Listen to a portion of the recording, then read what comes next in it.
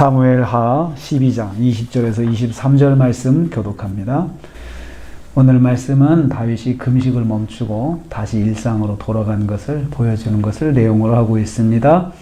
오늘 말씀의 제목을 여호와께 절대 순종하는 다윗 이렇게 정해봤습니다. 다윗이 금식을 끝냈습니다. 20절 말씀입니다. 사경을 헤매던 아들이 죽었다는 소식을 들은 다윗이 7일 만에 금식을 끝냈습니다.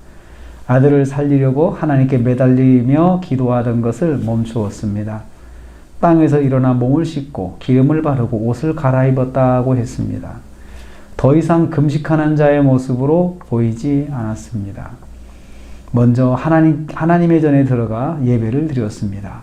그리고 왕궁으로 돌아가 음식을 차려 먹었습니다.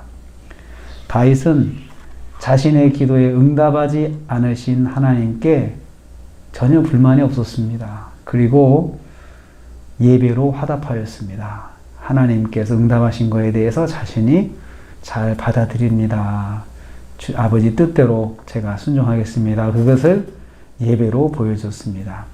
하나님의 응답을 전적으로 받아들이는 것입니다. 우리는 이를 통해서 깨닫습니다. 하나님 뜻에 순종하는 모습은 예배로 나타난다는 것이죠. 그래서 우리 시험 들면은 예배 안 나오잖아요.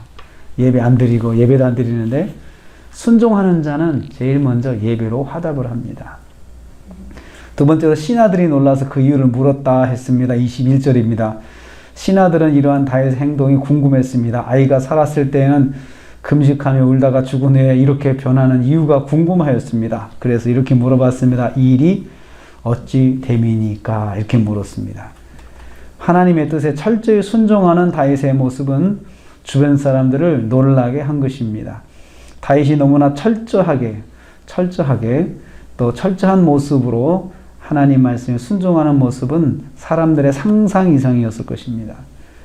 하나님의 뜻을 받아들이는 변화가 쉽게 일어나기 때문에 다윗의 주변 사람들을 당황하게 만들었음을 알 수 있습니다.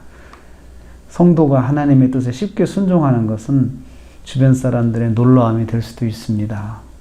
깜짝 놀라는 거죠. 어떻게 저렇게 할 수 있을까? 우리 입장에서는 하나님 뜻이면 내가 하지. 이렇게 결단하지만 사람들은 놀랄 수 있다는 것입니다.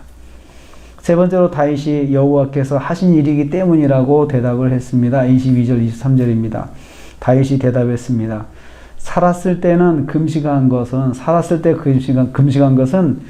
여호와께서 혹시나 자신을 불쌍히 여기실 줄 기대하고 최선을 다한 것이라고 했습니다.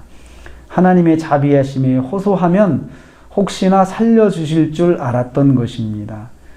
그러나 아이가 죽었으니 다시 금식할 이유가 없었다고 했습니다. 하나님께서 결정하셔서 데려가신 것이니 그대로 받아들였다는 말입니다.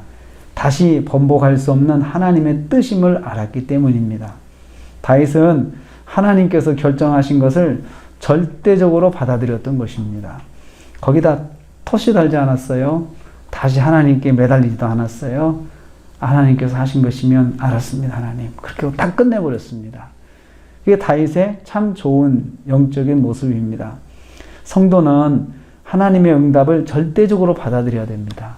하나님께서 하신 것이라면 내가 받겠습니다. 이렇게 해야 됩니다.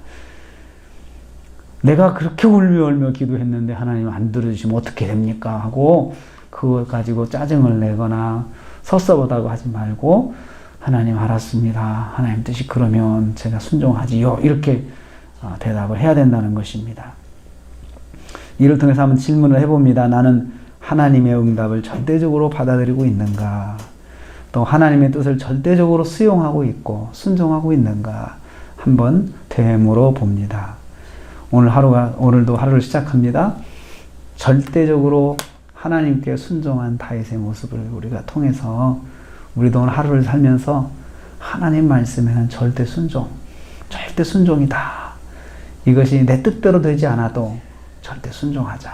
이런 마음을 가지고 살아서 하나님께 영광을 돌리고 하나님을 기쁘시게 하는 삶을 사시기를 주님의 이름으로 축복합니다. 하나님 감사합니다.